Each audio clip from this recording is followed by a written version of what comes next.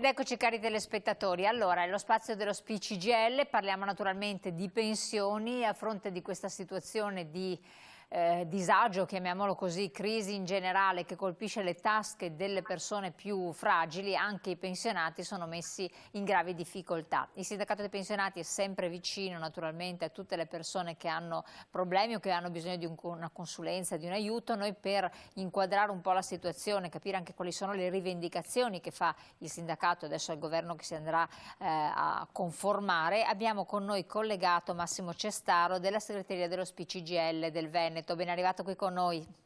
Buonasera, buonasera a tutti. Allora, vediamo un po' di capire, siamo supportati anche dalle slide, che cosa sostanzialmente si trovano ad avere, ad arrivare, cosa arriva in tasca ai pensionati, qual è la situazione attuale? Ci spieghi un attimo. Allora, i numeri sono un pochino complicato, però diciamo che tra ottobre e dicembre dovrebbero arrivare, dovrebbe arrivare qualche soldo nelle tasche dei pensionati. In particolare per il periodo ottobre, novembre e dicembre arriverà la cosiddetta rivalutazione delle pensioni, che è l'adeguamento all'inflazione che sarebbe dovuto essere applicato da gennaio del 23, e con incontri che abbiamo fatto con il governo abbiamo chiesto che questa cifra venga anticipata a fine 2022. Sono, sempre per fare degli esempi, per una pensione di 1.000 euro sono 20 euro al mese per i 3 mesi indicati, ottobre, novembre e dicembre. Quindi questa è deriva dallo scostamento dell'inflazione 2021 sul 2022, ha la formula dell'incremento transitorio, perché naturalmente poi dovremo capire cosa succede per effetto dell'inflazione sulle pensioni dal 2023 in avanti.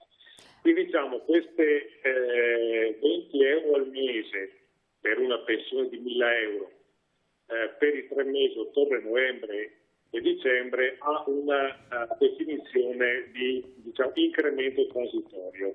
Quindi non avrà una strutturazione definitiva sul trattamento pensionistico.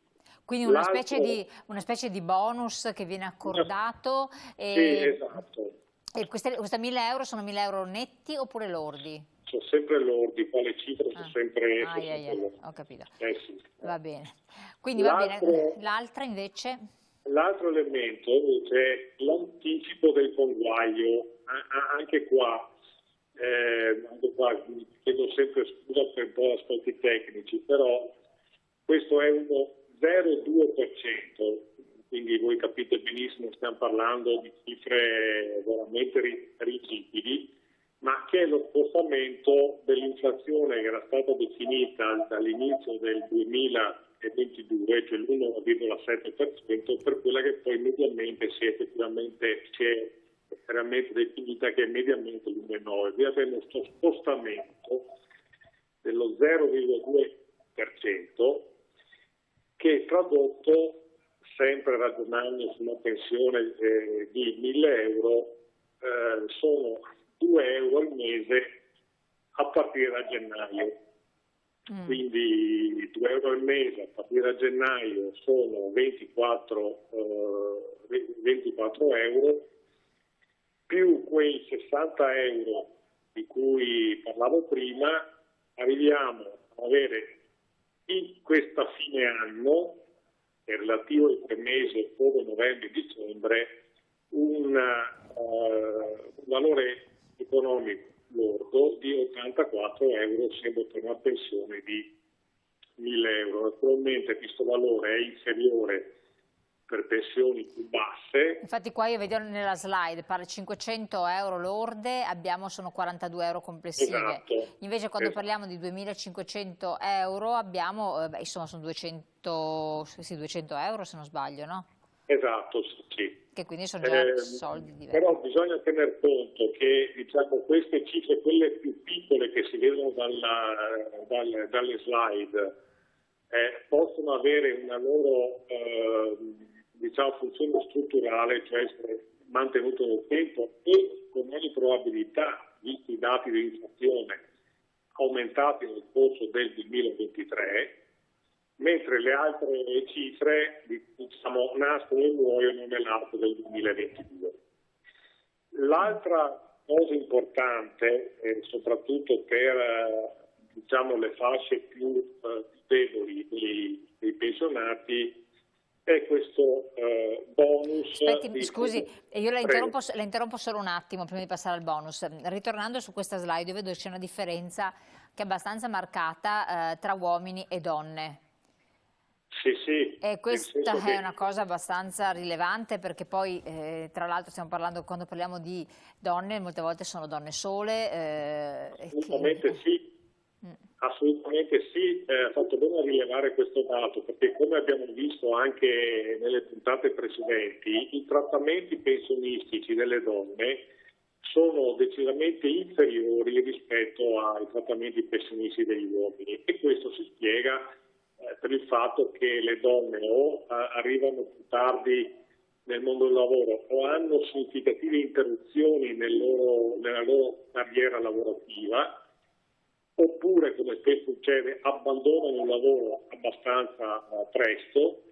Sta di fatto che i trattamenti pensionistici delle donne sono sensibilmente inferiori rispetto ai trattamenti pensionistici dei maschi, e questo evidentemente produce quell'effetto che si vede, e cioè rispetto all'incremento medio mensile in Veneto, abbiamo fatto un calcolo un po' a spanne, certo, di 36 euro pro capite, quella ripartizione tra uomini e donne è quello che si vede, cioè sono 43 euro per gli uomini e 30 per le donne.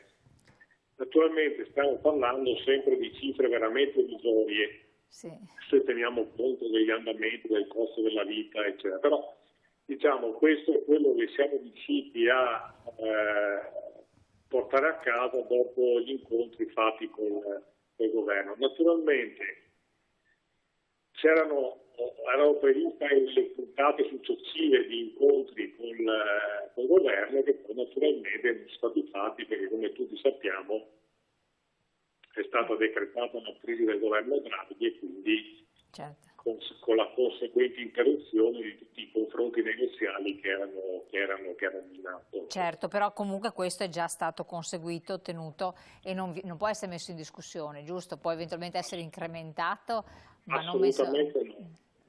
Questo è già Assolutamente no. È una cosa importante. Allora, questo è il discorso di questo anticipo del conguaglio. Abbiamo parlato di questo incremento transitorio che potrebbe essere rinnovato nel tempo oppure no? Diciamo che questo impianto penso sicuramente no, insomma, nel senso che appartiene sempre a quei meccanismi una tantum, bonus, eccetera, che nascono e muoiono. Il fatto è che, ma questo lo vedremo nel corso del 2023, che il dato dell'inflazione del 2022, che si attesta attorno all'8-8,5%, produrrà sicuramente un effetto di aumento delle pensioni nel corso del 2023. Naturalmente non possiamo anticipare nulla, perché questo sarà oggetto di un confronto con il nuovo governo, ma già il meccanismo di perequazione delle pensioni, che in qualche modo segue l'andamento pensionistico, l'andamento inflazionistico, dovrà produrre qualche risultato significativo in termini di difesa del potere d'acquisto delle pensioni. Però, ripeto, non siamo ancora in grado di fare numeri, perché è oggettivamente prematuro. Un po' prematuro. Allora, poi invece lei accennava, io l'avevo interrotta, del bonus di 150 euro. Di che cosa si tratta? Sono 150 anni, vediamo un po' di inquadrarlo, e questo è per novembre, no? Sì, anche questo è, diciamo, uno dei risultati che abbiamo ottenuto dal confronto col governo. È un bonus, quindi anche qua, diciamo, torna sempre la nostra critica, le critiche come CGIL, ma come sindacato in generale abbiamo avanzato nei confronti di questo governo, per la verità anche di quelli precedenti, che troppo spesso si interviene sulle condizioni materiali delle persone con una tantum, con bonus, cioè con meccanismi che non sono strutturali. Ora, le persone hanno bisogno di fare affidamento sui propri redditi e sapere esattamente cosa ti succede il mese prossimo, tra 2 mesi, l'anno prossimo, cioè devono essere in grado le persone di costruire una loro prospettiva, una loro aspettativa, e voi capite benissimo che il meccanismo degli una tantum o dei bonus, che sono dei soldi, come si dice, prendi e scappa, non garantiscono la strutturalità delle retribuzioni, in questo caso delle pensioni, quindi non garantiscono una capacità di prospettiva per le persone che hanno quei redditi. Fatta questo ragionamento, che è un elemento critico, ripeto, che abbiamo fatto a questo governo, ma anche a quello precedente, comunque il risultato sono stati 150 euro che vengono erogati a novembre e sono relativi, i percettori sono pensionati che abbiano un reddito annuo lordo non superiore a 20.000 euro. Quindi stiamo parlando di una fascia, diciamo, ancora medio-bassa. Come dalla slide si vede, il personale non assoggettabile a IRPEF ha netto i contributi previdenziali e assistenziali.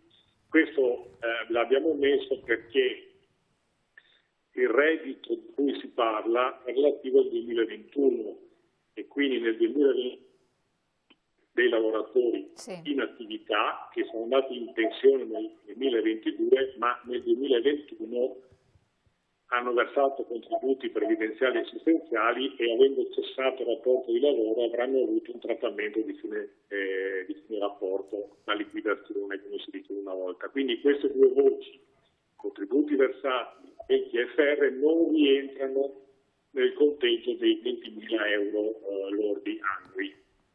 Quindi i percettori di un reddito non superiore a 20.000 euro annui avranno a novembre un bonus, questo pare netto, di 150 euro, che, per capirci, usando sempre il riferimento di una pensione lorda di 1.000 euro, se ci mettiamo gli 84 euro che abbiamo visto prima, più questi 150 euro, sempre nel corso del trimestre, ottobre, novembre, porteranno nelle tasche dei pensionati 234 euro. Come la valutate come importo? Come, scusi? Come lo valutate come importo? No, diciamo che... Se fosse un periodo normale andrebbe bene. No, sì, nel senso che, diciamo, come si dice a Venezia, piuttosto che niente, meglio piuttosto, insomma, ecco, però la cosa che noi avevamo in mente, che doveva essere appunto oggetto di confronto col governo, è di avere, ad esempio, una 14ª mensilità allargata a fasce di reddito più ampie rispetto a quelle per le quali attualmente è prevista. Se non ricordo male, la 14ª mensilità è prevista per redditi appena superiori ai 13.000 euro annuo, quindi stiamo parlando veramente di trattamenti a medio-basso. E quindi abbiamo da sempre in mente di aumentare la 14ª anche a contribuzioni annui più più alti, ma da estendere la platea che fruisce della 14ª mensilità. E perché diciamo questo? Perché in quel caso l'aumento diventa strutturale, cioè rimane inalterato nel tempo. Non è nella logica dei bonus degli una tantum che oggi ce l'abbiamo e domani non sappiamo se c'è. Ecco. La nostra posizione, nostra come CGIL, come sindacato di pensionati, ma devo dire anche la posizione degli altri sindacati è esattamente questa, cioè noi chiediamo che ci siano interventi strutturali e quindi permanenti nei trattamenti pensionistici, perché abbiamo dei dati preoccupanti dal punto di vista dell'allargamento della soglia di povertà e naturalmente tutti quanti gli indicatori ci consegnano una forte preoccupazione. Dicevo prima, è abbastanza sicuro che con l'inflazione all'8-8,5% nel 2023 i trattamenti pensionistici avranno un qualche aumento, ma è del tutto evidente che gli aumenti che avremo non saranno in grado di difendere al 100% le pensioni. L'inflazione, come abbiamo sempre detto, insomma, è una tassa occulta, nel senso che sì, pensioni e stipendi possono avere degli aumenti, ma quello che produce l'inflazione in termini di costo generale della vita è un dato cui l'aumento della pensione non sarà mai in grado di coprire. Esatto, e quindi alla luce di questo, se la pensione è in grado di coprire, calcolando, io penso anche al discorso delle case di riposo che in certe zone hanno già preannunciato aumenti mensili speriamo che non ne superi di 150 euro. Cosa possono fare i pensionati e cosa pensate anche appunto di fare voi come rivendicazioni? Beh, adesso bisognerà intanto aspettare che il governo si insedi, perché è del tutto evidente che queste partite devono essere affrontate con un governo in carica, insomma, quindi diciamo le piattaforme sono state presentate al governo precedente e verranno ripresentate al nuovo governo che si formerà, io spero insomma, quanto prima possibile. Il punto però sul quale insomma, voglio ritornare, abbiamo parlato già altre volte, il punto però è che se la nostra base produttiva continua a ridursi, sì, e quindi per effetto degli aumenti dei costi energetici noi cominciamo già ad avere aziende che chiudono e quindi si perdono posti di lavoro, sì. È del tutto evidente che questa è una botta all'economia, per cui è chiaro che come sindacato dei pensionati faremo le nostre richieste per avere degli aumenti significativi nei trattamenti pensionistici. Però è del tutto evidente che qui o c'è il sistema paese che regge, oppure diventa tutto quanto molto più complicato, molto più complicato. Credo stiamo vedendo in questi giorni, appunto, credo proprio ci siano in atto anche manifestazioni, iniziative, cioè le bollette che stanno arrivando alle industrie, soprattutto quelle energivore, sono cifre stratosferiche, ma quindi l'effetto che si riprodurre è un colpo alla base produttiva del nostro paese, quindi diciamo noi viviamo sul lavoro dei cittadini, insomma, e le pensioni esistono nel momento in cui esistono i contributi versati, quindi esistono i lavoratori. Io chiedo l'ultima slide alla regia, che quando ci sono comunque dei dubbi anche sugli importi delle pensioni, perché l'altra cosa che poi voi come sindacato potete fare, anzi state facendo, ed è molto importante che i cittadini lo sappiano, è il verificare le pensioni, no? Assolutamente sì, perché diciamo intanto per fare delle verifiche per sapere esattamente quanto spetta. Adesso le nostre strutture hanno a disposizione da qualche giorno, insomma qualche settimana, un foglio di calcolo costruito dalla nostra segreteria, dai tecnici della segreteria nazionale, dopo aver fatto il confronto con l'INPS, per cui è sufficiente che il pensionato si rechi a una struttura qualsiasi dello SPI, dica qual è la sua retribuzione lorda, la sua pensione lorda di settembre, quel numerino viene messo dentro il foglio di calcolo e automaticamente vengono fuori gli aumenti che spettano a quel pensionato lì, proprio a lui. Quindi è una cosa semplicissima,